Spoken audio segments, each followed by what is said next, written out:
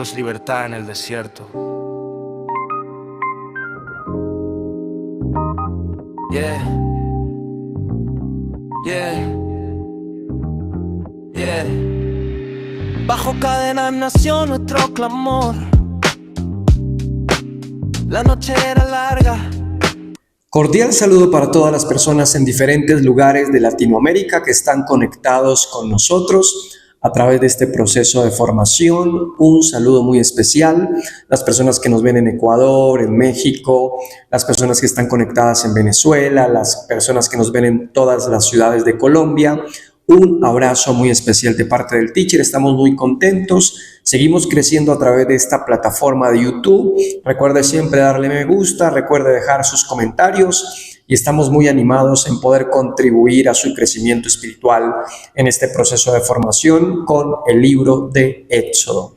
Recuerde que venimos estudiando capítulo por capítulo, disfrutando este proceso, meditando, leyendo, reflexionando en cada uno de estos versos que tienen mucho que aportar a nuestra formación, a nuestro entendimiento, quién es Dios, qué quiere Dios con nosotros, y bueno, nos seguimos deleitando. Recuerde seguirnos también, suscríbase al canal, apóyenos, porque esto hace parte de este proceso de fortalecernos unos a otros. No siendo más, como siempre, vamos a comenzar con una corta oración y luego vamos a entrar al estudio de Éxodo y hoy vamos para el capítulo 7.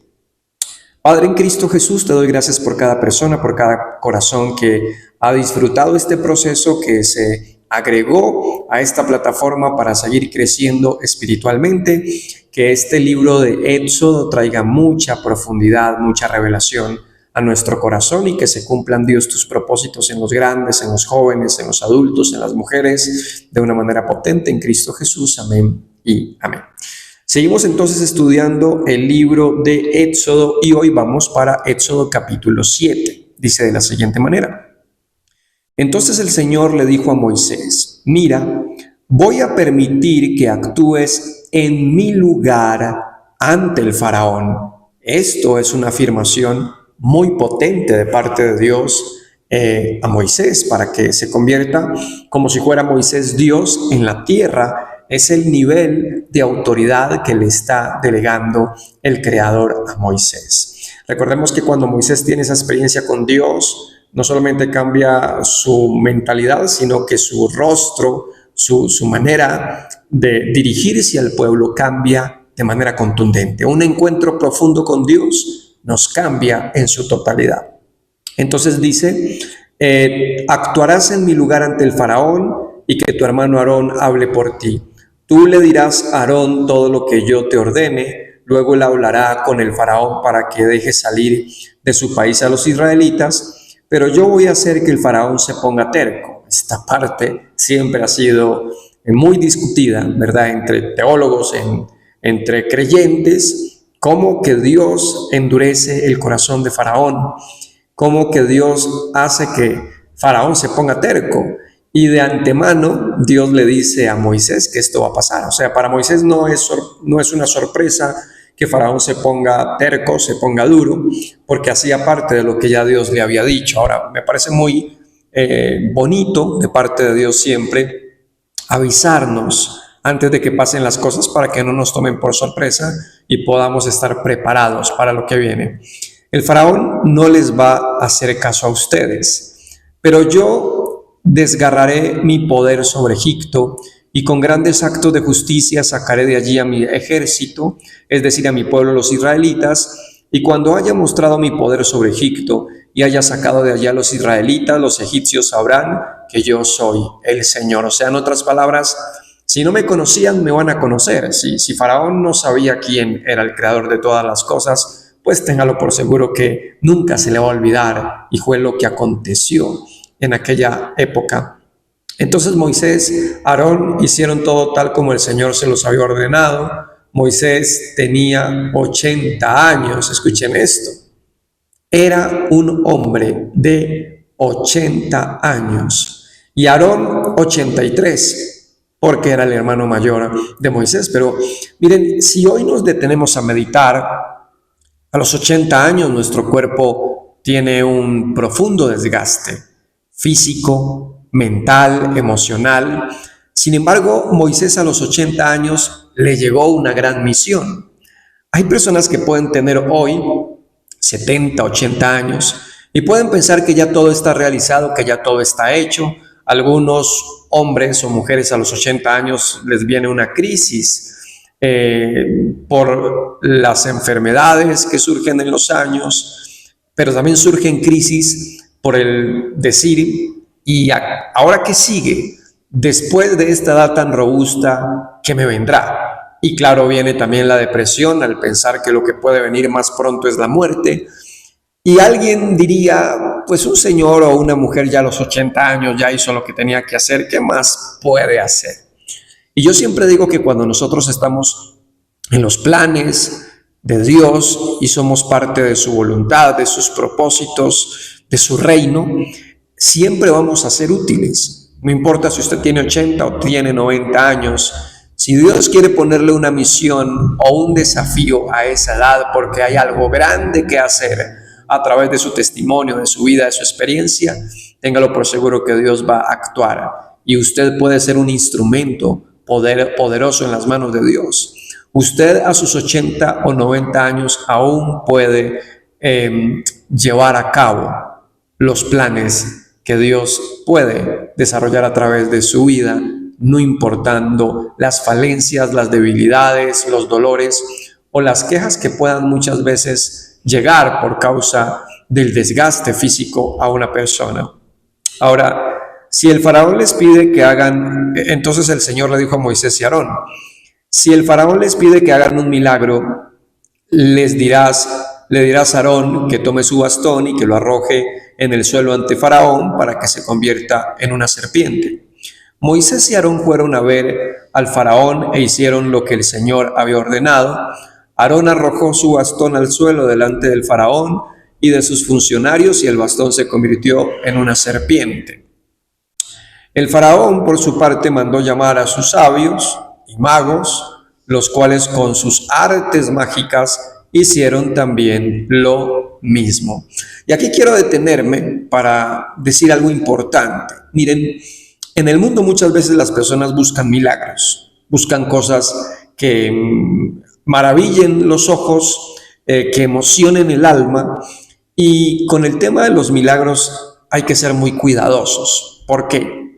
Porque un milagro, como bien lo estamos mirando en el texto, puede también surgir de las manos de un mago, de un adivino, puede generar algo sobrenatural para que las personas puedan despertar una fe o un interés equivocado, desenfocado, de la verdadera fuente, sana y con propósito de los milagros que viene de parte de Dios. Hoy, en la actualidad, es muy común ver organizaciones que fomentan mucho noche de milagros, tarde de milagros, vengan por su milagro. Y eso atrae mucho a la gente, porque la gente en medio de sus necesidades, de sus angustias, de desenfoque doctrinal, de malas experiencias religiosas, pues la gente siempre va a buscar un milagro. Y si la gente se está muriendo de un cáncer o tiene una enfermedad terminal, pues las personas van a hacer cualquier tipo de cosas con el propósito de recibir ese milagro y tener una sanidad, o en otro tipo de áreas donde pueda estar pidiendo un milagro. Pero yo digo, ¿de qué me sirve un milagro si no estoy verdaderamente arrepentido o si no tengo un verdadero encuentro con Dios? El milagro me llenará de emoción, ¿verdad? Me resolverá de cierta manera una circunstancia, pero no me puede realmente llevar a un arrepentimiento profundo, a un cambio de vida profundo, que solo puede venir de parte de Dios y a través de su Espíritu Santo. Es como cuando las personas se emocionan en un retiro espiritual, entonces buscan un retiro de 3, 4 días, y no es que esté mal un retiro espiritual. Lo malo es cuando la gente cree que ese retiro va a ser suficiente, cuando es solo una pequeña experiencia, ¿verdad? O puede ser muy grande, pero lo significativo será el resultado después del retiro, si esto contribuye a afianzarse, a crecer, a dar frutos, y no solo por un momento de emoción que alguien quiso tener una experiencia sobrenatural. Ahora, en el mundo hay muchos magos, en el mundo hay muchos adivinos, y personas que practican las artes de la magia, queriendo encantar a las almas débiles, vulnerables, que muchas veces por no tener doctrina y por no tener profundidad de la Biblia, se dejan seducir y, como dice la Biblia, se dejan arrastrar por cualquier tipo de trucos engañosos que solo buscan desenfocar a las personas de la verdadera fuente poderosa que es el creador de los cielos y la tierra. Incluso hago un paréntesis, porque así han surgido una cantidad de experiencias milagrosas, cuando la gente le pide a los santos, cuando la gente le pide a los muertos, incluso cuando la gente le pide a la Virgen, ¿verdad? Y surgen entonces milagros y la gente se emociona diciendo, miren cómo Dios me respondió, pero tengan cuidado, porque el diablo también hace milagros, los demonios también hacen milagros, y hay gente que practica la magia y que también hace cosas que se parecen a las cosas que hace Dios, pero no tienen el mismo fin ni el mismo propósito. Los magos que tenía Faraón eran para su propia gloria, eran para su propio ego. Lo que estaba haciendo Moisés y Aarón con estos milagros era para liberar a un pueblo, para llevarlos a un cambio contundente, real, y no tenerlos esclavos con expectativas ficticias y con experiencias realmente, podríamos decirlas, religiosas o espirituales, que no generaban un cambio profundo en el corazón. Cada uno de ellos arrojó su bastón al suelo y cada bastón se convirtió en una serpiente, pero el bastón de Aarón, aquí viene la diferencia. El bastón de Aarón se comió el bastón de los sabios y de los magos. A pesar de esto, Faraón se puso terco y no le hizo caso, tal como el Señor se lo había dicho. Siempre la fuerza de Dios va a superar cualquier truco y cualquier experiencia humana que muchas veces quiere medirse o quiere competir con la grandeza y el poder que tiene el creador del universo. La serpiente que tiró allí Aarón y Moisés, o la vara que se convirtió en serpiente, se comió la serpiente que llevaron a cabo allí los magos, mostrando la supremacía de Dios ante cualquier truco pagano y el respaldo de Dios ante Moisés y Aarón. No eran cualquieras, no, eran hombres que estaban allí siendo canalizados, siendo santificados como instrumentos potentes de parte de Dios para liberar a un pueblo que un imperio no quería soltar. Para Faraón no era negocio dejar ir a los israelitas. Era una pérdida muy grande porque era una mano de obra gigante que le estaba ayudando a construir las ciudades más importantes y que contribuían a la economía y a la estabilidad de un imperio que crecía por la mano de obra israelita. Y Dios no quería que esto continuara por más años, porque ya venían de 400 años de esclavitud y era suficiente y necesario que experimentaran libertad. Como muchas veces en el mundo, pueblos y países que son dirigidos por régimen o por gobiernos que realmente son muy esclavizantes, ¿verdad? Gobiernos que son muy abusivos, que maltratan. Muchas veces ciertos pueblos buscan que llegue un redentor, que llegue un libertador para que cambie la historia de su sociedad y su comunidad. Hoy, en nuestro tiempo actual, es muy común ver cómo un país se levanta poderoso para querer atacar y desarmar a alguien en cualquier otro lugar del mundo por cualquier tipo de intereses políticos, económicos, ¿verdad? Estamos en el mundo de que sobreviven los más fuertes y que los más débiles terminan siendo devorados. Y los israelitas venían siendo devorados por Faraón por muchos años, hasta que este clamor y esta angustia llegó a los oídos del Todopoderoso. Ahora, escuchen bien. Entonces, a pesar de esto tan sobrenatural, tan milagroso, esto no cambió el corazón de Faraón. Hay gente que puede ver milagros, que puede tener la presencia de Dios allí, manifestando experiencias que van más allá de nuestro entendimiento, pero eso no los lleva a aceptar, a cambiar. ¿Por qué es tan fuerte el orgullo? ¿Por qué es tan fuerte la terquedad de ciertos seres humanos que aunque el mismo Dios se les aparezca, no van a cambiar. Y esta parte siempre me ha parecido letal, devastadora, terrible. Que un ser humano con tantas debilidades, con una vida tan superficial, tan vana, más allá del poder y de la riqueza, tan vana, porque se nos acaban 30 segundos, que quiera resistir, no doblegarse al Creador de todas las cosas. Después, dice el verso 14, después el Señor le dijo a Moisés después el Señor dijo, el faraón se ha puesto terco y no quiere dejar salir a los israelitas, pero mañana, temprano, irás a verlo. Cuando él baje al río, ¿verdad? Recordemos el río Nilo, espéralo en la orilla y ve contigo, lleva el bastón que se convierte en serpiente. Allí le dirás, el Señor, el Dios de los hebreos, me ha enviado a decirte, deja ir a mi pueblo para que me adore en el desierto. Pero hasta ahora no has hecho caso. Por lo tanto, el Señor ha dicho, ahora vas a saber quién soy yo, el Señor. Cuando yo golpee el agua del río con este bastón que tengo en la mano, el agua se convertirá en sangre. Los peces morirán y el río apestará tanto que los egipcios tendrán asco de beber esa agua. Además, el Señor le dijo a Moisés, dile a Aarón que tome su bastón y que extienda su brazo sobre los ríos, arroyos, lagunas, depósitos de agua en Egipto, sobre todo lo que tenga agua. Fuerte esta experiencia, todo lo que tenga agua, para que se convierta en sangre. Así habrá sangre hasta en los recipientes de madera y de piedra. O sea, esto es asombroso. Moisés y Aarón hicieron lo que el Señor les había ordenado.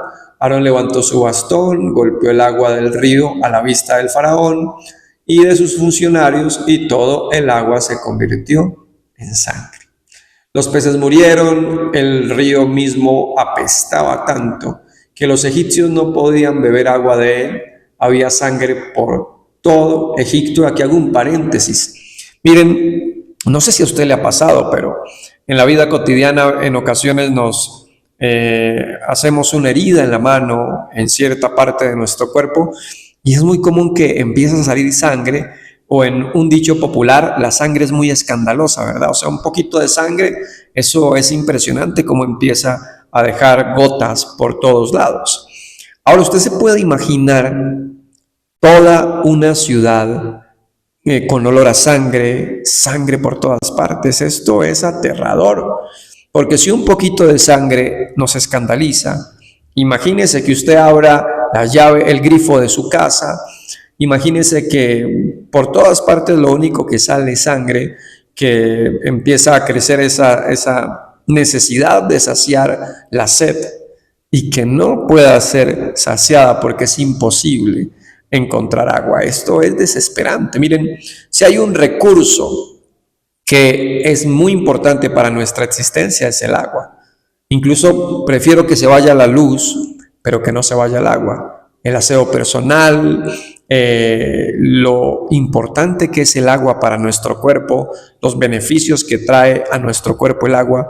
Entonces, esto es una prueba muy fuerte para los egipcios. También la fauna terminó siendo afectada, los peces murieron. Imagínense la mortandad de peces, la sangre, el olor. O sea, Egipto apestaba, literal, como lo dice la palabra. Pero los magos, ahora, los peces murieron, el río mismo apestaba tanto que los egipcios no podían beber agua de él hasta que la sangre estaba por todas partes. El verso 22 dice, pero los magos, aquí aparecieron los magos, ¿no? Aquellos que habían desafiado la vara que se convirtió en serpiente, la misma que se comió la vara de Aarón.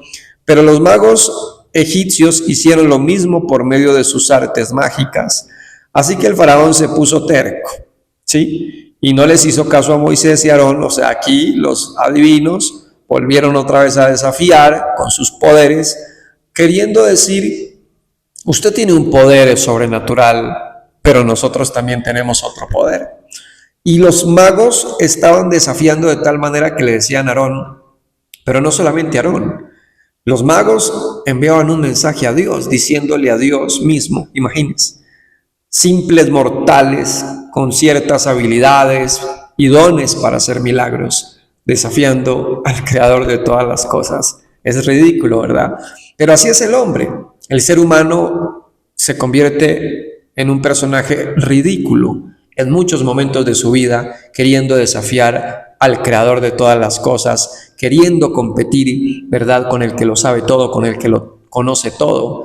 Y a la final terminamos reducidos en nada, como ignorantes profundos, queriendo muchas veces sobrepasar o querer, ¿verdad?, alardear de ciertas habilidades humanas que ante el poder de Dios no representan absolutamente nada. Pero claro, estas cosas a Faraón sí lo movían, porque Faraón dice, pues si Moisés y Aarón vienen aquí con poderes y a convertir el agua en sangre, pues yo también tengo personas que tienen ese poder de llevar a cabo la misión. Y esto lo volvía más terco, ¿no? Alimentaba su ego, alimentaba su poder, alimentaba su terquedad, queriendo desafiar al Creador. Ahora, aquí hay que hacer una pregunta profunda, ¿no? Porque estamos hablando del faraón, pero ¿en cuántas ocasiones nosotros nos comportamos como el faraón y somos tercos? Y queremos desafiar a Dios y queremos oponernos a lo que ya Él ha dicho, a lo que ya está escrito. Y esa actitud de oponernos a lo que ya está escrito, a lo que Dios ha establecido, querer desafiar con nuestra arrogancia, ¿verdad?, y con nuestra terquedad. Esto lo que lleva es a un corazón endurecido, a una condición crítica de conciencia, de entendimiento, de discernimiento, de sensibilidad, que me puede poner en aprietos profundos. Y esto era lo que estaba aconteciendo en el corazón de Faraón. Se estaba encaminando a uno de los aprietos más terribles de su vida. Por más poder y por más riqueza, se estaba encaminando a tiempos devastadores. Entonces el faraón regresó a su palacio sin darle importancia a este asunto. O sea, su país ensangrado, olor a peste por todas partes, y faraón no le importaba. Y así hay gente. Hay gente que su casa, su familia puede apestar a muerte, a ruina, a desolación, y no se mueven. No les importa las consecuencias que puedan asumir los más pequeños o aquellos más vulnerables dentro de una familia. Hay gente que su vida apesta por sus malos comportamientos y malos hábitos, pero aún así no le importa. Qué triste esa condición, pero es lo que acontecía con un hombre poderoso, con un hombre riquísimo como el faraón, que tenía mucho dinero, que tenía mucho poder, pero apestaba por su actitud. No siempre alguien apesta por su olor, alguien apesta por su forma de ser, por la manera de relacionarse con los demás, por la manera de oponerse a los propósitos y a los planes de Dios. Puede apestar. Y todos los egipcios tuvieron que hacer pozos en las orillas del río para sacar agua limpia, pues el agua de los ríos no se podía beber. Y el verso 25, entonces allí comienza: 7 días después de que este señor golpeara el agua del río, pues entonces vendría otra plaga. Pero el capítulo 7 realmente cierra con ese sentimiento, ¿verdad?, de angustia, de desespero de la población, que estaba asumiendo las consecuencias de un mal liderazgo como el de Faraón. Porque cuando alguien asume un mal liderazgo como padre, como gobernante, ese mal liderazgo afecta completamente a aquellos que están bajo esa autoridad. Hoy encontramos en el mundo países dirigidos por personajes arrogantes, tercos, que cada vez que toman sus decisiones, los más perjudicados son los habitantes de ese pueblo, de esa nación, o de esa ciudad, o de ese país. Vamos a dejarlo hasta el capítulo 7 hoy. Y bueno, es demasiado especial cuando podemos nosotros detenernos a meditar un poco. Felicito a las personas que han seguido este proceso de formación, que siguen conectados con nosotros, que vienen en el proceso desde el capítulo 1 de Éxodo y que quieren seguir avanzando. Recuerde darle me gusta, recuerde compartir con otras personas estas enseñanzas y recuerde dejar sus comentarios, ¿verdad? Es demasiado importante para nosotros poder seguir aprendiendo de ustedes y que ustedes puedan aprender de nosotros como comunidad. Bendiciones para todos y un abrazo gigante.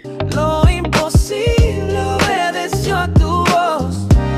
Soy libre hoy porque creo en tu fe. Este éxodo vive en mi corazón. Si tú vas conmigo, no hay temor. Salimos sin mapa, pero con promesa. Frente al mar, detrás la amenaza.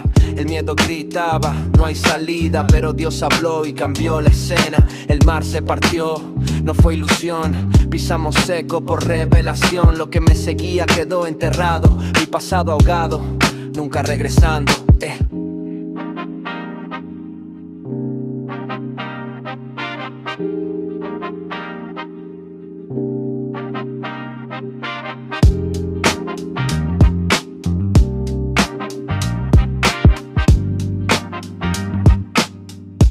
En el mar hiciste maravillas, Señor. Abriste camino con tu gran poder. Lo imposible obedeció a tu voz. Soy libre hoy porque creo en tu fe. Este éxodo vive en mi corazón. Si tú vas conmigo, ¿dónde te puedo contar las historias de papá? Cómo yo pude escapar de la boca del león.